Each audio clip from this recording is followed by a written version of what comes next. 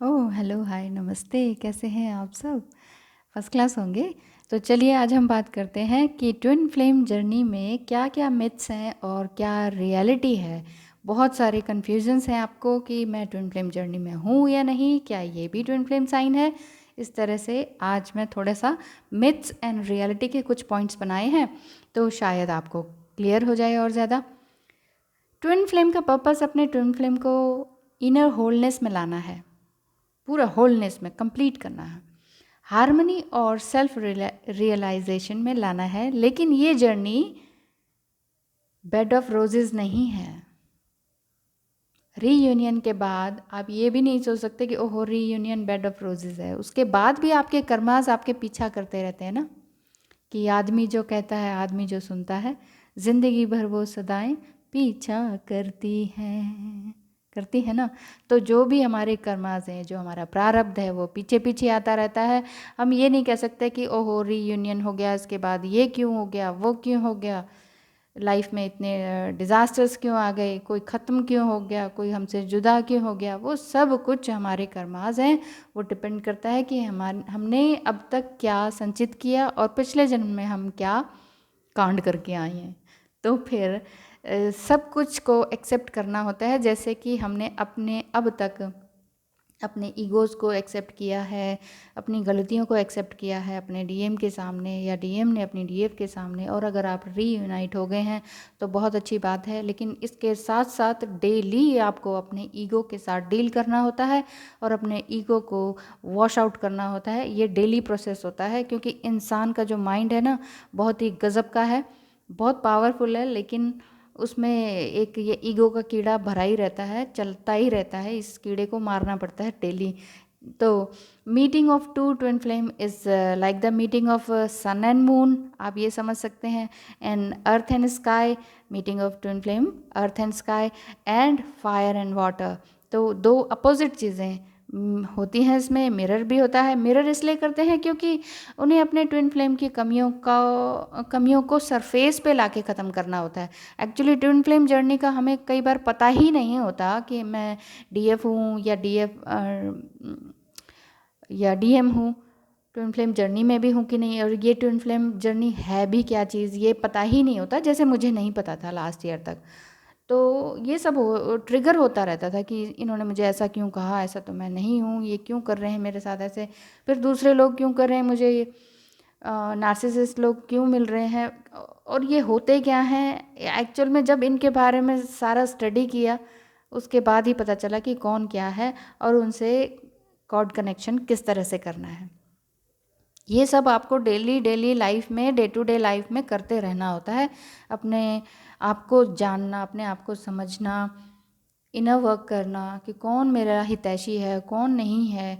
सबसे बड़ा हितैषी आपका डीएम ही होता है। आप चाहे कितना ही उससे ट्रिगर हो रहे हो, कितना ही आपको वो बुरा बोल रहे हो, लेकिन अंत में आपको पता लगेगा कि उन्होंने आपको क्लींस आउट किया है, उन्होंने आपकी सारी नेगेटिविटी को निकाल के बाहर फेंका है। जैसे ही आप प्योर होते हैं, वैसे ही वो भी प्योर होके आपके साथ आ जाते हैं। स्टार्टिंग में यही लगता है सन है, मून है, अर्थ है, स्काई है, फायर है, वाटर है, सब दोनों की अलग अलग क्वालिटीज़ है, लेकिन आते एक साथ ही हैं बाद में। अगर दोनों का इनर वर्क बहुत अच्छा चल रहा हो तभी। अगर आप ईगो में एक डिवाइन फेमिनाइन अगर ईगो में डील कर रही हैं, वो कहेंगे मैं तो आने नहीं दूंगी, मैं तो मार भगाऊंगी, ये वो, तो इट मीन्स वो ईगो में है। वो अपनी गलतियों को एक्सेप्ट नहीं कर रहे हैं, वो अपने कर्मास को एक्सेप्ट नहीं कर रही हैं। स्वीकार करना होगा ना सब कुछ। स्वीकार करना इतना आसान भी नहीं है। अपने आप को गाली देना आसान है क्या? नहीं है ना। तो इसी तरह से अपने अंदर झांक कर देखना कि मैं कितना बीप बीप हूँ, तो ये समझना ज़रूरी है। तो अगर आप समझ गए हैं तो आपका रीयूनियन पक्का है। नहीं समझते हैं तो फिर आप इसी ईगो में डील करते रहेंगे और इस जन्म में आपका रीयूनियन नहीं होगा। नेक्स्ट बर्थ चला जाएगा, शादी कहीं और हो जाएगी उनकी, आपकी कहीं और हो जाएगी, हमेशा तड़पते रह जाएंगे। ये होता है जब हम proper meditation, proper inner work, proper surrender to God, proper surrender to your DM नहीं होते हैं, तब तक कुछ भी नहीं होता है। इसीलिए काफ़ी इंटेंस कन्फ्लिक्ट चलता रहता है। हम अपने आप से ही सवाल पूछते रहते हैं, हम ढेर सारे पैसे खर्च कर देते हैं यहाँ वहाँ, टैरो में, इसमें उसमें, अंदर झांकने की ज़रूरत है आपको, फिर कहीं भी कुछ भी पैसा खर्च करने की ज़रूरत नहीं है। मैं तो शुरू से यही कह रही हूँ, right from the first video में यही कह रही हूँ, अपने अंदर झांकिए, बैठिए अपने साथ, अपनी कमियों को देखिए। दूसरों की कमियाँ फटाक से नज़र आती है ना, अपनी कम आती हैं, अपनी आती भी हैं तो हम उसका प्रूफ ले लेते हैं कि इसलिए हुआ ना, क्योंकि दूसरा ऐसा है। हम अपने आप को सही ठहराते रहते हैं हर बार।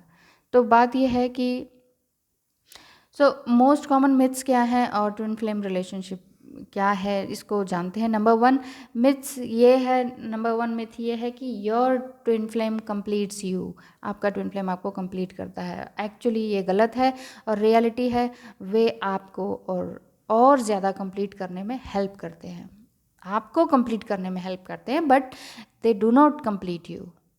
आपके जो बिलीफ सिस्टम हैं, आपके वॉन्ट्स हैं, जो आपके जिस हिसाब से आपके ट्रॉमास हैं, जो अभी आपकी कंडीशनिंग हो रखी है, सोशल कंडीशनिंग, और जो भी आपके ईगो मास्क है, वो सब दूर होता है।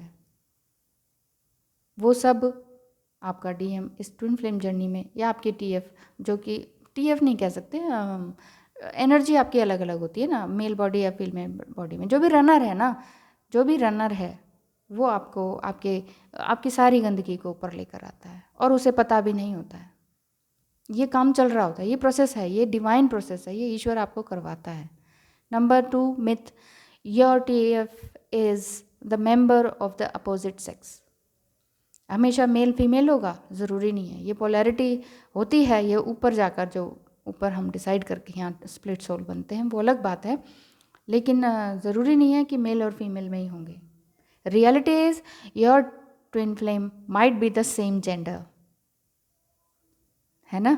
जो गे पार्टी होती है या फिर जो दूसरे होते हैं लेस्बियन, उनमें भी ट्विन फ्लेम जर्नी होता है, उसमें भी आप देखते होंगे, कभी न्यूज़ में देखते होंगे, या काफ़ी खबरें ये चीज़ छुपी रहती है, एक्सेप्टेबल भी नहीं है हमारे इंडियन समाज में, लेकिन ये होता ज़रूर है।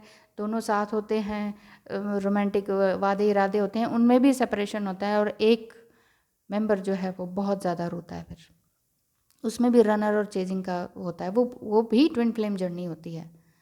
बहुत बार आपने देखा होगा कि दो लेडीज़ एक साथ रहती हैं, शादीशुदा के हिसाब से रहती हैं, ऐसी दो अपोजिट, दो सेम जेंडर के जो है मेल हैं, वो साथ में रहते हैं, और उनमें भी लड़ाई झगड़ा हो जाता है, अलग हो जाते हैं, रोते धोते हैं। तो ये सब है कि होता है ये। नंबर थ्री मिथ है, your twin flame is just like you. Reality is आपका ट्विन फ्लेम मोस्ट लाइकली आपका अपोजिट होता है, अपोजिट होता है बिल्कुल।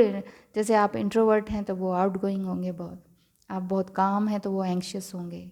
मेरे मामले में ये था कि मेरा डीएम काम थे, मैं बहुत एंग्शियस रहती थी, मैं बहुत ज़्यादा, मेरे अंदर की जो इतनी भी जो ट्रॉमास थे, वॉन्ट्स थे, जो भी गंदी बिलीफ सिस्टम थे, जो भी कंडीशनिंग हो रखी थी, और उसके साथ साथ ईगो भी था। अपनी गलत बात को सही करती थी मैं कि ये तो इसकी वजह से, हाँ ब्लेम गेम, बहुत ब्लेम करती थी मैं भी, क्योंकि दूसरे ने दुख दिया तो मैं कहती थी तुमने भी तो ये किया, जो तुमने किया वही वही सब है। तो ये अपोजिट चलता रहता है। लेकिन जो ज़्यादा ही एंग्शियस है, अगर आप देख रहे हैं, अगर आप बहुत ज़्यादा चिड़चिड़ाते हैं, बहुत जल्दी ट्रिगर हो जाते हैं, तो इट मीन्स आपकी अंदर की नेगेटिविटी आपका ट्विन फ्लेम निकाल रहा है, चाहे वो मेल बॉडी में हो, चाहे वो फीमेल बॉडी में हो। अब आपको समझना है कि आपको किस तरह से उसको डील करना है। नंबर फोर मिथ है कि ट्विन फ्लेम सही टाइम और सही प्लेस पर मिलता है। रियलिटी ये है कि twin flame worst possible time पर आपको मिलता है, बिल्कुल वर्स्ट पॉसिबल। अब कहीं आपका ऐसा लग रहा होगा कि कुछ अच्छा होने वाला है, तो वहाँ पर ट्विन फ्लेम आके आ जाएगा सामने, या फिर आपको ऐसा लगेगा कि यहाँ भी मरी वहाँ भी मरी, मतलब पीछे कुआं आगे खाई, इस तरह से चल रहा है आपका। मतलब शादी करूं किसी से तो मुश्किल, नहीं करूं तो मुश्किल, ये ट्विन फ्लेम क्या आ गया, ये कौन आ गया, इसके प्रति मैं क्यों खींची चली जा रही हूँ, ये इस तरह से आ जाते हैं। तो बिल्कुल ही अलग टाइम पर आ जाते हैं। और इसमें ये भी होता है कि आप, हो सकता है आप अनमैरिड हैं, आप मैरिड की तरफ खींचे जा रहे हैं। तो यही होता है इसमें कि नॉर्मल से वर्स कंडीशन में आप मिलते हैं एक दूसरे से। फिफ्थ नंबर मिथ है कि आप अपने ट्विन फ्लेम को एकदम से पहचान लेंगे, ऐसा होता है क्या?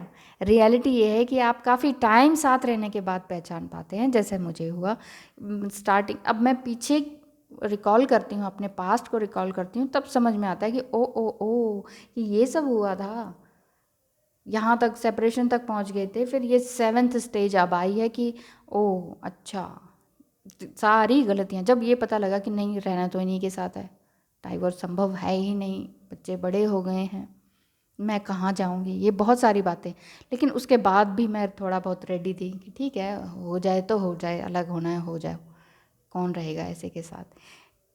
इसको मैंने अपने आप को जाना उस दिन जब इस तरह से कुछ हुआ था। एडवोकेट घर पे ही आ गया था, तो मैंने उसे मना कर दिया था। मैंने उसे कहा था कि मुझे अभी नहीं देना divorce, I am not ready. तो वो एकदम से ट्रिगर हो गया, कहता है कि फिर मैं यहाँ क्यों आया हूँ। तो मैंने कहा भैया तू पक्का करने आया, अलग करने आया, तो जा यहाँ से। तो उसको चाय कॉफ़ी पिला के बाय बाय कर दिया। तो मैंने उस समय अपने आप के लिए ये सोचा कि मेरे अंदर क्या कमी है। मैंने कहा, मैंने अपने डीएम को फुल्ली टाइम दिया, पूरे चांसेस दिए, पूरा कहते नहीं कि पूरा टाइम दिया कि सुधर जाए, ठीक है, वो टाइम दिया। लेकिन मैंने उस समय ये सोचा कि मेरे अंदर क्या कमी है जो कि सब कुछ सही सही करने के बावजूद मुझ पे ब्लेम आते हैं। सीधी राह पे चलने के बावजूद, बिल्कुल सही रास्ते पे चलने के बावजूद, कहीं भी इधर उधर कुछ नहीं, और अपना घर संभाल रही हूँ, बच्चे संभाल रही हूँ, अच्छे से पढ़ लिख रही हूँ, बच्चों को संभाल रही हूँ, बहुत अच्छी उनको एनर्जी दे रही हूँ, उसके बावजूद मुझे ही क्यों ब्लेम किया जा रहा है, मेरे अंदर क्या कमी है। जब मैंने अपने आप को ढूंढना शुरू किया ना, वहाँ मुझे ईश्वर की तरफ से कई सारे मैसेजेस मिले कि तेरे अंदर ये कमी है, स्वीकार कर इसे। और जब इस एपिसोड के बाद फिर स्वीकारा मैंने कि ओह यस, मेरे अंदर ही कमी थी, फिर तो सब आंसुओं के थ्रू सब बराबर हो गया, फिर सब समझ में आ गया कि क्या था। सॉरी, वीडियो आज थोड़ी अजीब सी बन रही है, वैसे भी आप वीडियो देखते कहाँ हैं, सुनते ही हैं। आगे नंबर 6 मिथ है कि ट्विन फ्लेम काफ़ी स्माइली, परफेक्ट और हैप्पी रिलेशन में रहते हैं। पता नहीं कौन कहता है, सबको लगता है, जैसे हमें भी, हम कपल हैं तो सभी ये कहते हैं वाह तुम्हारी जोड़ी बहुत अच्छी लगती है, हमेशा फिट एंड फाइन रहते हो भाई, योगा करते रहते हैं, हम हमेशा फिट एंड फाइन दिखते हैं, कहीं भी जाते हैं बिल्कुल डैशिंग बन के जाते हैं, तो स्माइल फेस रहता है, बिल्कुल परफेक्ट काम करते हैं, तो दूसरों को ये लगता है कि इनकी जोड़ी बहुत अच्छी है। असल में अंदर ही अंदर हम खोखले हो रहे होते हैं, अंदर ही अंदर लड़ाई झगड़े चल रहे होते हैं। अचानक कोई आ जाए तो हम कहते हैं ओह हैप्पी हैप्पी फेस बना लेते हैं। रियलिटी ये है कि it can be overwhelming and intense, क्योंकि कार्मिक क्लिनजिंग होती रहती है, बहुत ही इंटेंस सिचुएशन रहती है, बहुत कन्फ्लिक्ट्स रहते हैं, ढेर सारे कन्फ्लिक्ट्स और आर्ग्यूमेंट्स के साथ ये सारी ईगो क्लिनजिंग होती है, ये ईगो मास्क उतरता है हमारा एक दूसरे का, क्योंकि रीयूनियन जिनका हो गया है वो समझ सकते हैं कि आप पहले कैसे बिहेव करते थे एक दूसरे से और अब कैसे कर रहे हैं। पहले कितना चीखते चिल्लाते थे, पहले किस बात पे आर्गुमेंट करने लग जाते थे, और अब ये लगता है कि ओह क्या बेवकूफ़ी करते थे। वो बेवकूफ़ी करना अब इसलिए समझ आ रहा है क्योंकि आपने अपने आप को एक्सेप्ट कर लिया है। नंबर 7 मिथ है you are ready to reunite. हमेशा रेडी रहते हैं आप रीयूनाइट होने के लिए, नहीं, ये मिथ है। Reality is you might not be ready to reunite. आप समटाइम बहुत सारे कमेंट्स में भी तो यही आता है कि नहीं मैं तो चाहती ही नहीं हूँ मिलने के लिए, मैं तो रीयूनाइट होना ही नहीं चाहती, मुझे चाहिए ही नहीं, मुझे वो शक्ल ही नहीं चाहिए। होता है ये कि ये सिचुएशन भी आती है, ये सिचुएशन भी आती है कि जब जो डिवाइन फेमिनाइन है वो कहती हैं कि मुझे ना इस राशि का बंदा चाहिए कोई अगले जन्म में, ना मुझे ये आदमी की शक्ल चाहिए, ना इस जाति में रहूँगी मैं तो कहीं और ही रहूँगी, मुझे ये बंदा अगले जन्म में चाहिए ही नहीं। ये बोलती भी हैं वो डिवाइन फेमिनाइन अपने डिवाइन मस्कुलाइन से। तो एक दूसरे का दिल तोड़ने का काम तो बड़े ज़बरदस्त रूप से होता रहता है, जबकि जब दिल मिले थे तो कैसी ठंडी हवाएं चलने लगी थी कि वाह जो मिला है वो यही है, यही राजकुमार है मेरा। लेकिन इतना ट्रिगर होते हैं तो ये लगता है कि दिल विल सब इधर उधर हो गया है, सब कुछ गड़बड़ हो गई है। तो इमोशनली, मेंटली एंड स्पिरिचुअली दोनों आप रेडी नहीं होते हैं रियलिटी ये होती है। इमोशनली नहीं रेडी होते, मेंटली भी नहीं होते हैं, स्पिरिचुअली तो आप होते ही नहीं हैं रेडी। नहीं नहीं, मुझे तो ये चाहिए नहीं। आप भगवान से भी कहते हैं, हे ईश्वर मुझे इससे पीछा छुड़वाए, मुझे बस इस जर्नी में रहना ही नहीं है। तो तब तक आप एक दूसरे को बताएंगे भी नहीं, ना ही रीयूनाइट हो पाएंगे। तो यही चक्कर चलता रहता है कि रीयूनाइट हो ही नहीं पाते, क्योंकि ईगो मास्क हम उतारने के लिए तैयार ही नहीं होते। समटाइम तैयार भी होते हैं तो समझ नहीं आता कि वाकई ये मेरा ईगो है या मैं सही हूँ। यही तो होता रहा मेरे साथ भी। मुझे लगा मैं तो सही हूँ, मैंने देखो वहाँ से सुना है, मैंने उस टीवी पे सुना है, मैंने वो किसी सत्संग में सुना है, यही सही है, यही सही है। लेकिन सही के पीछे वही ना, मिथ एंड रियलिटी अलग अलग होती है। कहीं पर कोई बात, अब जैसे ये कहा जाए कि क्रोध नहीं करना चाहिए, ठीक है, क्रोध नहीं किया हमने, हम कहीं क्रोध नहीं करते, लेकिन हमारे बच्चे पे कोई आँच उठाए, कोई हमारी बीवी पर आँख उठाए, कोई हमारे घर पे आके तलवार घुमाने लग जाए हैं, और बहुत ही बदतमीज़ी करने लग जाए, क्या आप वहाँ तलवार नहीं उठाएंगे? क्या आप वहाँ क्रोध नहीं करेंगे? तो यही बात थी। मुझे ये लगा कि क्रोध नहीं करना चाहिए, मैं उस बात पे अड़ी रही कि देखो जी सारे सब यही कहते हैं। लेकिन असल में क्या है कि क्रोध कहाँ नहीं करना चाहिए और कहाँ एग्जैक्टली करना चाहिए, कहाँ तलवार उठा के उसकी गर्दन काट देनी चाहिए, वो समझ आती है बहुत अच्छे से जब आप वाकई अपने ईगो को ख़त्म करते हैं, या कुछ अच्छा स्पिरिचुअल पढ़ने लगते हैं, या फिर ईश्वर आपको ड्रीम में आकर कुछ समझा जाते हैं। तो ये हैं सारे। और क्योंकि इनर वर्क भी आपको लगातार करते रहना पड़ता है, लगातार मेडिटेशन में बैठना पड़ता है। मुझे तो ये तब पता भी नहीं था क्या मेडिटेशन है, बस इतना पता था कि इस तरह से बैठते हैं, ये पोस्चर है, पूर्व की ओर मुख करके हमेशा बैठी रहती थी मैं। बस बच्चों को खाना दे दिया और सारा दिन बैठी रहती थी, मैक्सिमम 20-20 घंटे बैठी रहती थी मैं। कोई विश्वास मानेगा ही नहीं, बैठे ही रहती थी मैं, सॉल्यूशन ढूंढती रहती थी, अपनी कमियां ढूंढती थी, अपने आप को ढूंढती थी कि मैं कितनी गिरी हुई हूँ, अपने अंदर कितना मैंने अपने आप को गंदगी ओढ़ रखी है मैंने। तो ये सारा इनर वर्क होता है, महीनों का होता है, महीनों का भी क्यों, सालों का होता है। ये इतनी जल्दी नहीं होता है। असल में हम इतने अधीर हो जाते हैं कि सब कुछ अभी हो जाए, अभी भी हम ये चाहते हैं कि सब कुछ अभी हो जाए, डाइवर्स होना है अभी हो जाए, रीयूनाइट होना है अभी हो जाए, सब कुछ इंस्टेंट चाहिए हमें, इंस्टेंट। तो इतना अपना पूरा ध्यान रखिए कि अपना इनर वर्क लगातार कीजिए। अब इनर वर्क क्या होता है उस पर भी वीडियो बनी हुई है, हायर फ्रिक्वेंसी में कैसे आना है, क्या खाना चाहिए, क्या फूड है, उस पर भी वीडियोस बनी हुई हैं। ये सारी वीडियोस देखिए मेरी, और समझिए अपने आप को कि रोज़ समझिए। वीडियोस देख के नहीं होगा, दूसरे को सुन के भी नहीं होगा, अपने आप को सुनना पड़ेगा, आपकी अपनी इनर वॉइस क्या कहती है। किसी का परिवार बर्बाद करके भी आप खुश नहीं रह सकते। ट्विन फ्लेम जर्नी बहुत ही कठिन है, बहुत कठिन है। इस जन्म में अगर आप नहीं मिल रहे हैं तो नेक्स्ट जन्म में आपको मिलने के लिए अभी से प्रिपेयर होना पड़ेगा। नहीं मिल पा रहे हैं, बहुतों की शादियां हो चुकी हैं, बहुतों की अलग अलग शादियों में हैं, तो बहुत मुश्किल है। तो एक्चुअली ट्विन फ्लेम जर्नी को आप ये मत सोचिए कि रीयूनाइट होना है, शादी कर लेंगे एक साथ, या फिर फिजिकल हो जाना। ये जर्नी नहीं है, ये स्पिरिचुअल जर्नी है। ये एक इंसान को उठा के भगवान के आगे बिठा देते हैं कि ईश्वर से जुड़ जाओ। किसी भी धर्म में हो, चाहे आप किसी भी धर्म के हो, ईश्वर तो सभी धर्म में है ना, तो उस धर्म के आगे, उस ईश्वर के आगे आपको बिठा देते हैं। ये ट्विन फ्लेम जर्नी ये है, डिवाइन ऊपर से ये कर रहा होता है, डिवाइन फेमिनाइन या डिवाइन मैस्कुलाइन, दोनों में से एक को इतना स्पिरिचुअली हाई कर देगा कि वो समझ जाएगा कि मैं क्या हूँ। फिर बहुत शांत हो जाते हैं वो, फिर धीरे बोलना शुरू हो जाते हैं, कम बोलना शुरू हो जाते हैं, स्वाध्याय में लग जाते हैं। ये है ट्विन फ्लेम जर्नी ना, स्पिरिचुअल जर्नी है ये। इसे बहुत बार कितने क्वेश्चंस आते हैं, रीयूनाइट होते हैं, फिजिकल हो जाएगा, ये हो जाएगा, क्या करोगे, कितनी बार फिजिकल हो जाओगे, 1 बार 2 बार 10 बार, दिन में कितनी बार? कुछ नहीं होता इससे। ये मृग तृष्णा है, ये कुछ नहीं है। ट्विन फ्लेम जर्नी सिर्फ ईश्वर से मिलाने की है। तो आप अपने ईश्वर से मिलने की कोशिश कीजिए, और ईश्वर आपको आशीर्वाद दे ही रहे हैं। आप देखते नहीं हैं कि राम और सीता का क्या जीवन बहुत अच्छा गया था। उस समय एज बहुत ज़्यादा होती थी। श्री राम का जो शासन उन्होंने किया 11,500 सालों तक किया था। 11,500 साल, हमारी तो 100 साल भी नहीं होती है ज़िंदगी। तो आप सोचिए उन्होंने कितना बड़ा विछोह टाइम देखा, अपने माँ बाप से दूर रहे, अपनी पत्नी से दूर रहे, अपने बच्चों से दूर रहे।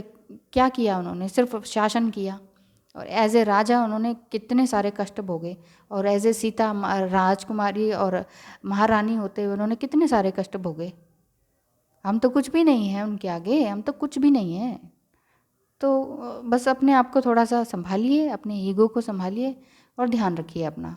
आज की वीडियो में इतना ही। बहुत बहुत धन्यवाद मुझे देखने सुनने के लिए। Thank you so much. Have a nice day. Bye bye.